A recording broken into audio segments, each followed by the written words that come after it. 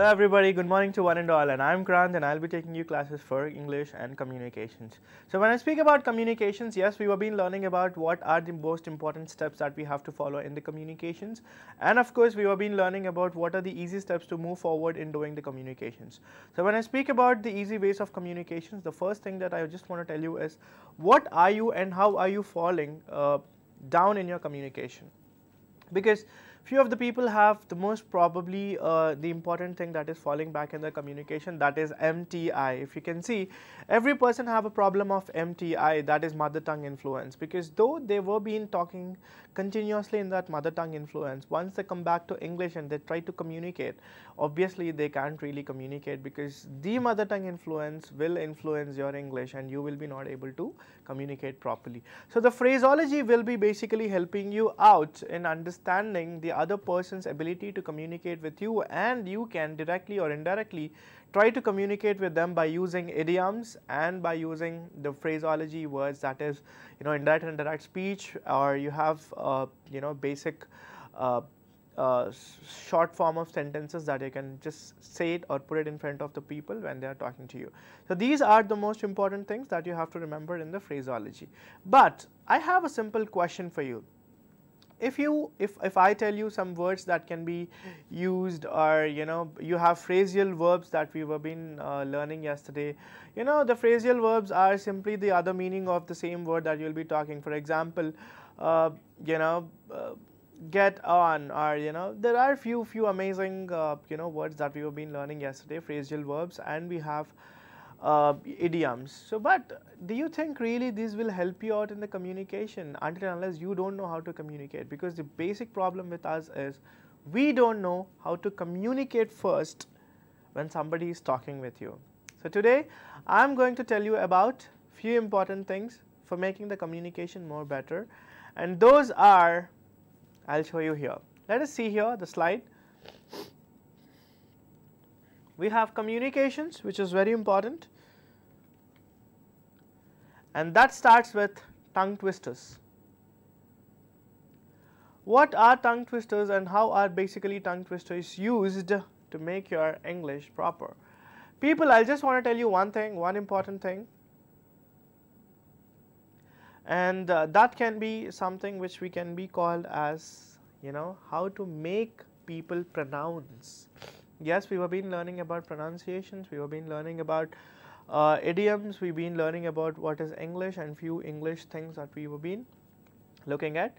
But today I just want to take you with the tongue twisters which can make your English or which can make your pronunciation more perfect by reading them. Alright. So let us see one of the tongue twisters that we have here.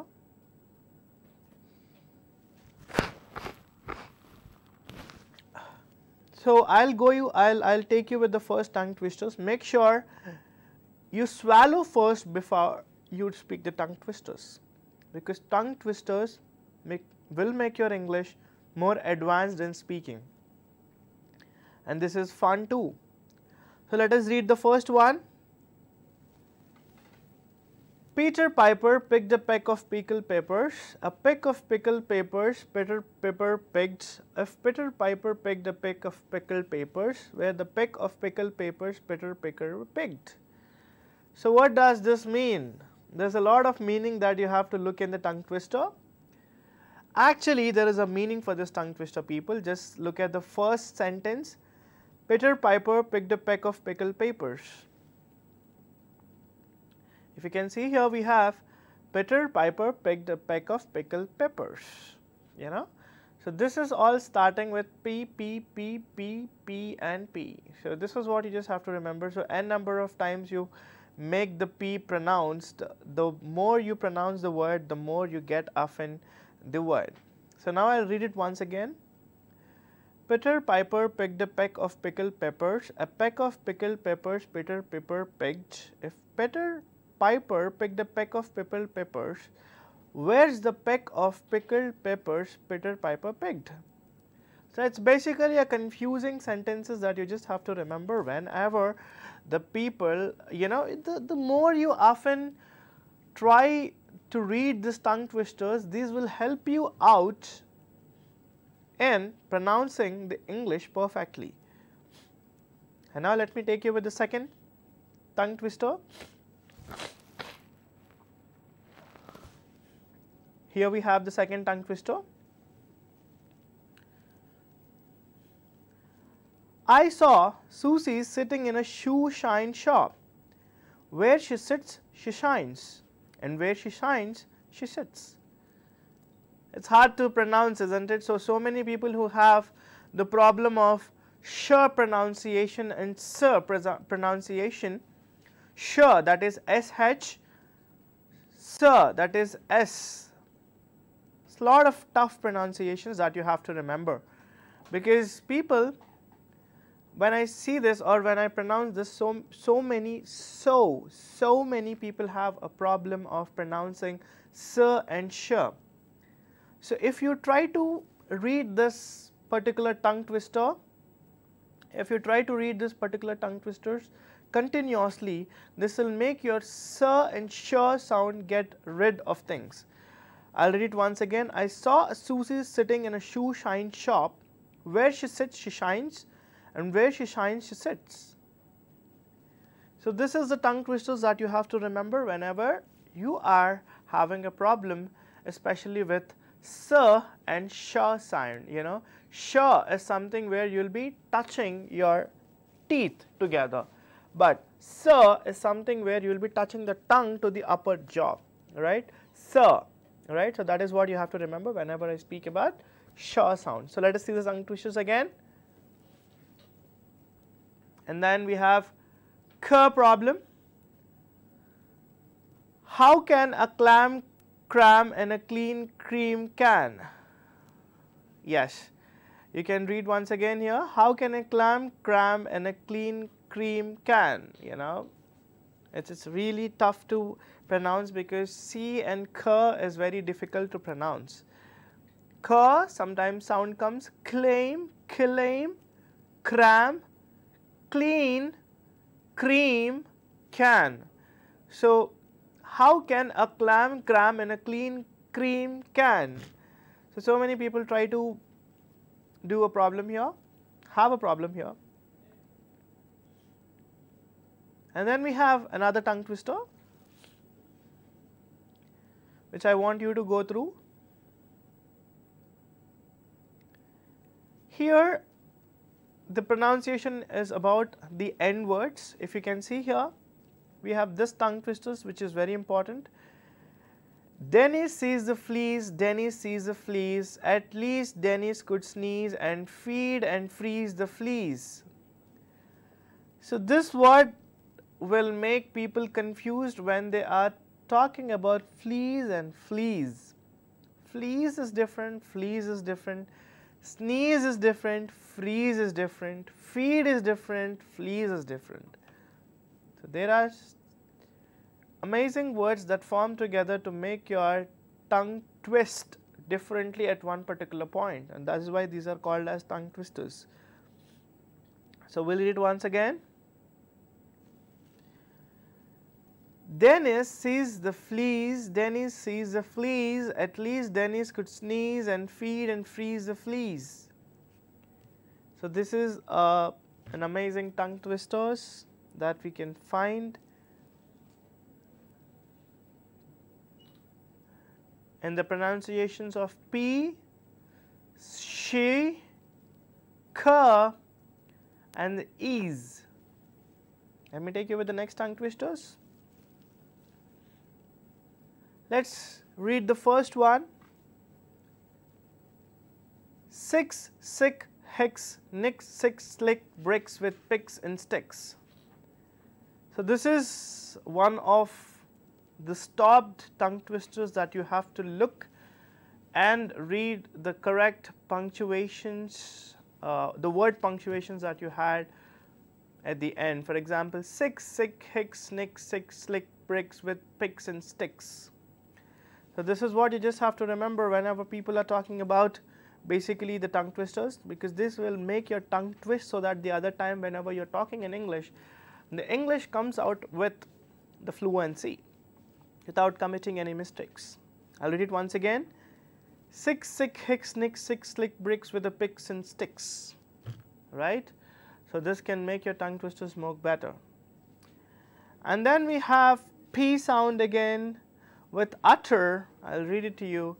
Picky people pick Peter Pan, peanut butter. This is the peanut butter picky people pick. So this is again another tongue twister which pronounce more on the P sound. Again you have Shaw and Oz. If Stu choose shoes, should Stu choose the shoes he choose? So this is a very, very difficult tongue twisters to pronounce. Basically, people wouldn't be able to pronounce this tongue twister because it is very tough. N. Learning things, because whenever I speak about the tongue twisters that you have to remember while you're pronouncing, the most important thing the tongue twister will make your tongue is to pronounce the words perfectly, because there are sounds where you have to touch your tongue above, where there are tongue twisters where you have to touch your tongue to the upper set of teeth. There are, there are words where you have to touch your tongue to the upper lip, and then there are words where you have to touch the words together to make, you have to touch your lips together to make. Make is something where I'm touching my two lips together. So there are words that you have to correctly pronounce. To correctly pronounce the words, you just have to know how to twist your tongue at particular situations, because when you don't twist your tongue at one particular situation, tongue. What am I pronouncing? Tongue. Tongue is something where I'm touching my tongue to the upper jaw. I'm just touching my tongue to the upper jaw so that tongue will come out perfectly. So tongue is one of the, or stew. So stew, if you can read the, third tongue twister here. If Stu choose shoes, should Stu choose the shoes he choose? So it's all about putting your lip forward. It's like pouting your lips in front and then speaking these words. So now I'll make it a little faster. If Stu choose shoes, should choose shoes choose. So here when I speak, it will be very confusing for you because you won't understand what the person is talking. So make it clear that you read the tongue twisters little slowly and then little go forward and reading it little fast, because that's how the tongue twisters, even I will not get sometimes how to read them, all right. So you just have to remember that the tongue twisters are the most funny things that you have and how to communicate in the basics of it, because as much as you practice the tongue twisters, you get that. And there are little tongue twisters which are very understandable. For example, if you understand, say understand. If you don't understand, say you don't understand. If you understand and say don't understand, how can I understand that you understand? So it is very, very easy to understand, but little tough to get into our mouths, isn't it? So these are few tongue twisters which you can practice for having fun in your classes, which gives you nice entertainment at your basic level of going to the communication classes. So now let us see the other tongue twisters to make a little more fun. Now we have the fourth tongue twister. If Pickford's packers packed the packet of crisps, would the packet of crisps that Pickford's packet packed survive for 2.5 years? This is a kind of tongue twisters where you have to understand the tongue twisters and then move forward in reading them. And then we have so many oos, cookies, good, cook, right? So let us read this. How many cookies could a good cook cook if a good cook could cook cookies? A good cook could cook as much as cookies as a good cook who would cook cookies. So this is an amazing tongue twister that you can remember, because this is fast going tongue twisters that you have to remember, because this tongue twister will make you pronounce the word correctly when there is a light confusion in the sentences. For example, good cook cooks cookies. Good cook is a different word, cook is another word, and cookies are another word. But when I mix all these and when I read it, there's a lot of confusion and there are a lot of breaks that you have to follow with. So let us read this tongue twister once again and have fun together. if you can see here, how many cookies could a good cook cook if a good cook could cook cookies? A good cook could cook as much cookies as a good cook who could cook cookies. So very confusing and very understanding. If you can see here, we have how many good cookies can cook or something like that. So you just have to concentrate on how you are basically pronouncing the sentence is giving gap, and you are following with such type of tongue twisters. So these will help you make your English and the communications more better when you are especially talking. And then let us go with the next tongue twister, that is, birdie birdie in the sky laid a turdy in my eye, if crows could fly I'd have a cow pie in my eye. You know, this is a lot of amazing, you know, this have a lot of meaning in it.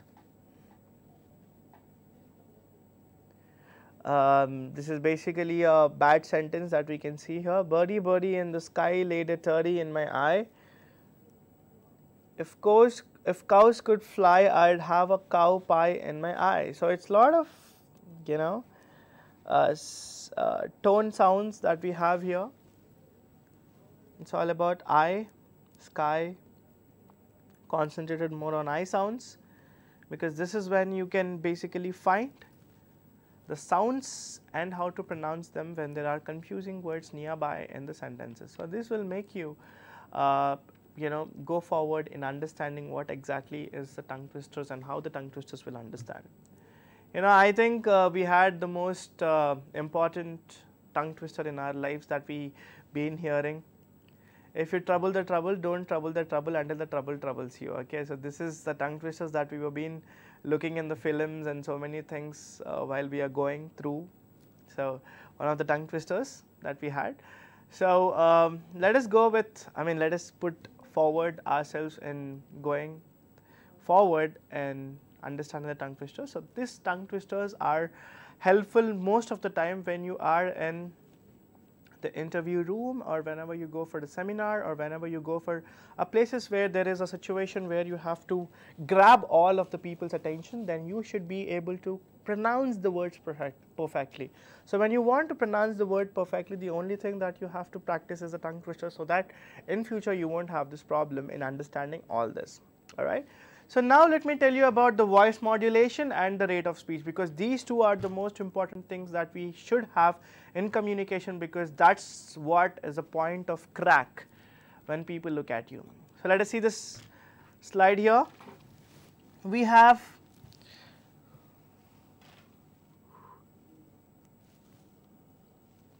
voice modulation and rate of speech. Voice reflects attitude. Even if the words are correct and intended to be polite, tone could imply the opposite. Voice is made up of 5 distinct elements: tone, inflection, pitch, rate and volume. Your voice contains specific percentage of each element that make it uniquely yours. However, there is a best practice range within which your voice sounds confident and, most importantly, professional. Guys, why do I have bifurcated these words? If you can see here, you have attitude. I have voice modulation, attitude. Even if the words are correct and intended to be polite, tone could imply the opposite. Voice is made up of 5 distinct elements: tone, inflection, pitch, rate and volume. So why I have made this is because voice is something where I have to tell you, guys, usually when you go for seminars or when you go for any of the interviews, or if you find there are few students in our class who really speaks louder, I mean whose volume is always high. So what happens when your volume is high, everybody's attention will be yours, everybody will pay attention for you because your voice is playing a major role here, because your volume can do majors, major magics, where when you're going for a seminar and when your voice is literally very high, people would obviously feel convenient and they'll literally pay attention in listening to you because your volume dominates the people. And then people, I just want to say, attitude also comes to the, see, it can be sorry, you can say sorry, you can say sorry, you can say sorry. So there are voice modulations which defines your attitude too. For example, if your behavior is very rude, you will be like sorry, you have that strict voice coming out of your mouth, and you are very good and you are very cute and you are very down to earth. So what are you going to do when you say sorry? I'm so sorry, I'm very sorry. So when you say that sorry, people would obviously feel it, all right? When you say sorry, that doesn't seem, your behavior is good, right? So yes, your voice can also define your attitude. So depending upon your voice and the modulations in it, the people would be understanding what you actually want to communicate. So in communication, obviously voice modulation and rate of speech is the most important thing that you have to remember whenever I speak about voice modulation and rate of speech. And now we have tone.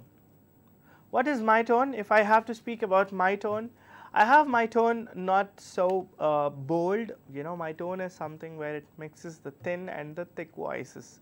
So I have thick voice at particular sometimes, I have thin voice at particular times. So mix of both combines my tone, like my tone is like the mix of thick and thin. Some people have only thick voice, where if you can see, few people will talk like a bodybuilders, hello, hi and all, which we really can't do it, isn't it? I mean, I really can't do it because I am not born with that thick voice in my modulation. So tone is very much important. Just know your tone and how to use your tone, because tone will give you the most amazing rewards from the audiences. So let us see what is the meaning of tone here.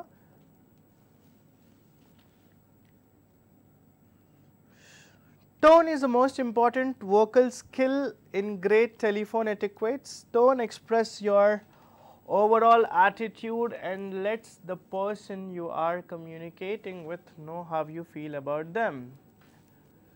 You know what? Tone will obviously make people learn, or people will understand how exactly you want to communicate with them, or how exactly your mood is, or how exactly your particular situation is, because the tone defines it. For example, if you are not feeling well, how will your tone be? Your tone will be like, I'm sorry, I'm literally sick, I'm not able to understand, etc. and etc. Isn't it? At the same time, whenever I speak about voice, voice and tone together, if you're very strong, will play a major role. When you're giving a presentation or when you're communicating, all these three are very important. So now let us see the next point here. If you can see the next point,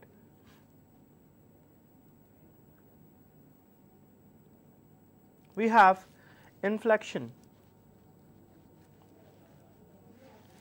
Inflection refers to the way you highlight certain words and phrases. When used well, a representative can use inflection to stress the importance of certain words and keep the caller engaged and on track. So inflection is something which is very important for you to note, because inflections play a very major role in putting, for example, I'll tell you guys, you are in a situation where you are having a call with somebody and you are demanding the person. For example, you have ordered for something and the order haven't come yet. So what will you do? You'll talk to the person, hello, I have ordered something and I haven't received it till now. So till now, you're stressing on till now. So till now simply means that whatever you have ordered haven't come yet. So what will be your answer here is, you're indirectly scolding the person that till now the order haven't yet come. So you will be basically concentrating on the dates that you have to mention. So the date that you have ordered is being delayed, and by the date what you want it haven't come, so you are concentrating more on the time. Here for example, I want you right now. So now I am stressing on now. What does now mean? Now simply means that you are concentrating on that particular time, right? You are late. You are late. You are late is a question mark. You are late is something which I am conveying you. So again, the voice and tone here will obviously make sure that you are being modulating yourself in the presentation skills. So especially when you have to look at few things in voice modulations, we have the pitch. People, I want you to note it down because these are the most important things in the voice modulation. In voice modulation, you have pitch, that refers to how high or low your voice sounds. Generally, higher pitched voices sound abrasive, while low deeper voices tend to be more shooting. I'll read once again. Pitch refers to how high or low your voice sounds. Generally, higher pitched voices sounds abrasive, and while low deeper voices tend to be more shooting. Rate refers to the speed and cadence of your voice. Remind your frontline staff to speak slowly and clearly, and or adjust their rate to match the customer. This is all about when you speak about, when you really speak about something that is related to most probably telephone etiquettes. These are mentioned. I'll also tell you about the telephone etiquettes, because telephone etiquettes are the most important things that you have to remember. But people, when we speak about especially telephone etiquettes, or when we speak about things that we were been learning before, or how exactly the communications can make it more better, we obviously have to find out how exactly we are pronouncing the words, because pitch, volume and the sound of yours will signify how exactly your mood is and how you want to communicate so many things at that particular situation. So always remember guys, in communications, phraseology is also important. In phraseology, the sound is also important, and how to communicate is also important. So before I take you with the telephone etiquettes and all, let me take you with what we will be in, or let me give you a basic example on how exactly the communications work. So let us see here, yesterday we have written few paragraphs, so let us see the paragraphs here. I'll take you with the paragraph and I'll read it with few fluctuations in my voice here. Hello, my name is Radhakrishnan. I work in a large company in Monterrey, Mexico. We make bottles and cans for the soft drinks. I am a secretary.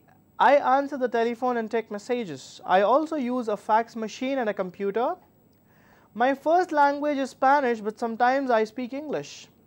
Many of our clients are from the United States.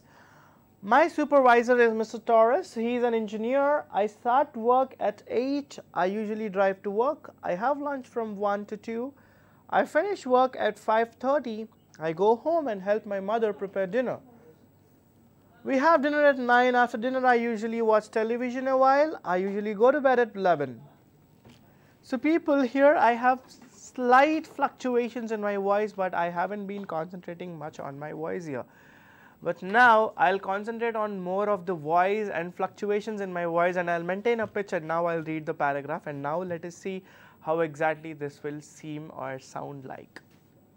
Let us see the slide here. I'll read it. Hello, my name is Radhakrishnan. I work in a large company in Monterrey, Mexico. We make bottles and cans for soft drinks. I am a secretary. I answer the telephone and take messages. I also use a fax machine and a computer. My first language is Spanish, but sometimes I speak English. Many of our clients are from the United States. My supervisor is Mr. Torres. He is an engineer. I start work at 8. I usually drive to work. I have lunch from 1 to 2.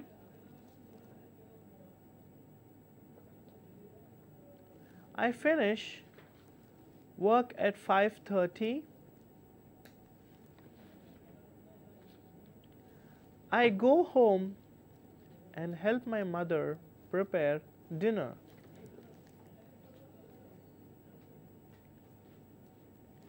We have dinner at 9. After dinner, I usually watch television a while, and I usually go to bed at 11. So how does it sound, people? Because whenever I have read very fast and with maintaining a particular sound pitch, with usual sound pitch, people never understand what exactly you have been reading or communicating. But when you read slow and when you maintain the fluctuations in your voice, obviously people would love to make your communications far better, because this is how we make people understand on how exactly we are reading the thing. So let us see the next slide here. We have the next slide.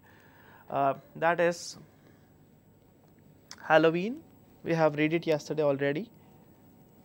We have read it.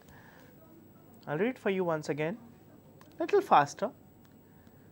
Halloween is one of the most famous holidays in the US, and it is on October 31st. People carve pumpkins and make funny faces on them. These are called jack-o'-lanterns. On October 31st, children wear a special costume such as a witch, ghost or clown. They go to many houses and they knock on the door saying trick or treat. It means that if people don't give them a treat, they will play some kind of trick on the household. So usually people give candy to them. I carved my first Halloween pumpkin at my friend's family's house. First, I cut open the top of the pumpkin and pulled the seeds out. It was not good for me because it was sticky and smelled awful. I have never carved a pumpkin, so it was interesting for me. Next, I carved the eyes and the mouth. I wanted to make a face like a pirate. When I finished making the face, I put a candle inside. It was very beautiful. So I was happy. So how did I read, people?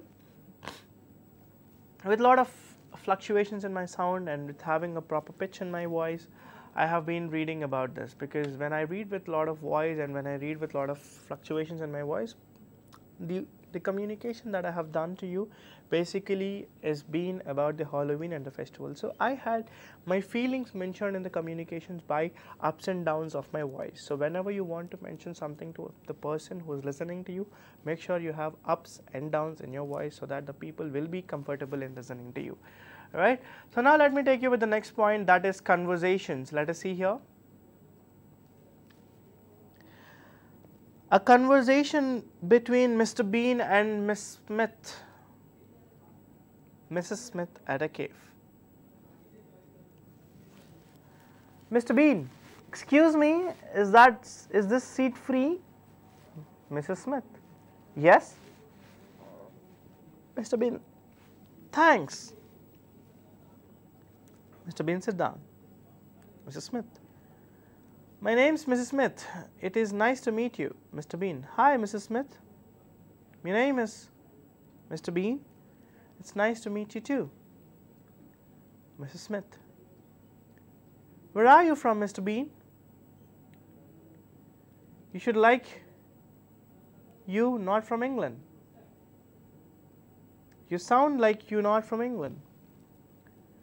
Mr. Bean, I am from Thailand. I have been visiting my family in Manchester, and how about you? Smith, Same as every day, at this time on my way to work as usual. Mr. Bean, where do you do? What do you do? Smith, I'm an English teacher. My students love learning English. How about you? I am also an English teacher, but I am on holiday right now.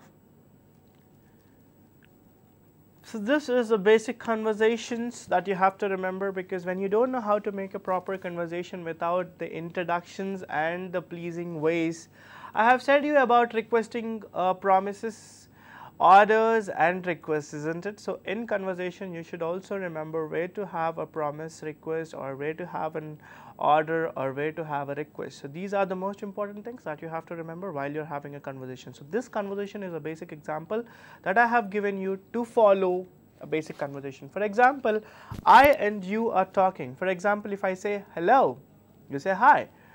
Can I please come into the class? You say yes.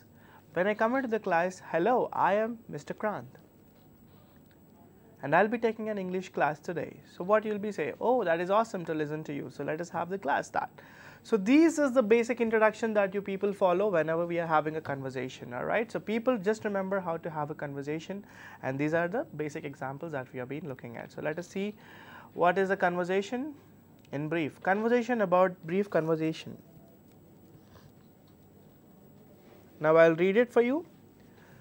Conversation about a brief conversation between two old friends meeting by chance at a cave. For example, you and your friend have met by mistake at a cave. How do you have a conversation? This is an informal conversation. So here are the two characters, Sarah and Jason. Sarah, hello Jason, how are you? It's been a long time since we last met. Jason, oh hi Sarah, I'm have got a new job now and it's going great. How about you? Sarah, not too bad. Jason, how often do you eat in this cave? Sarah, this is my first time. My friends kept telling me the food was great, so tonight I decided to try it. What have you been up to?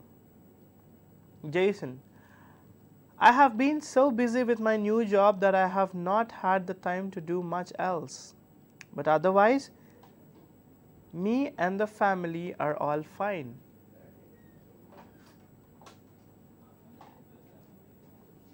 Sarah, well, I hope you and your family have a lovely meal.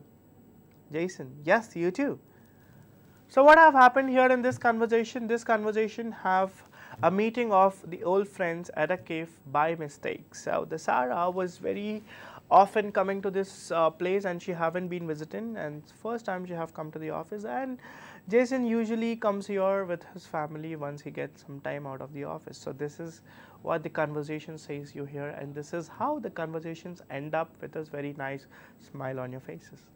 So always remember guys, without conversations you won't be able to have a proper ending and a proper start, because conversations are always important, because in communication without a conversation nothing will happen, right?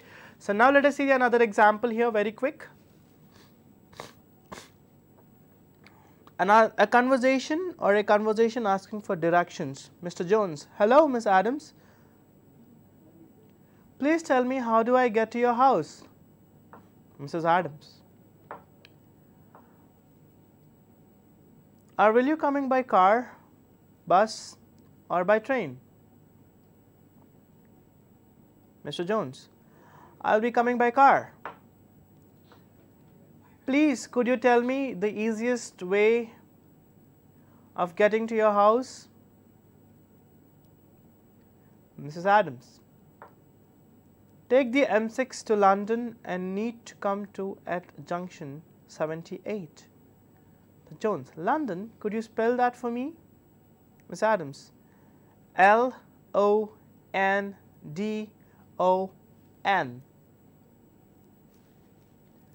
Thanks.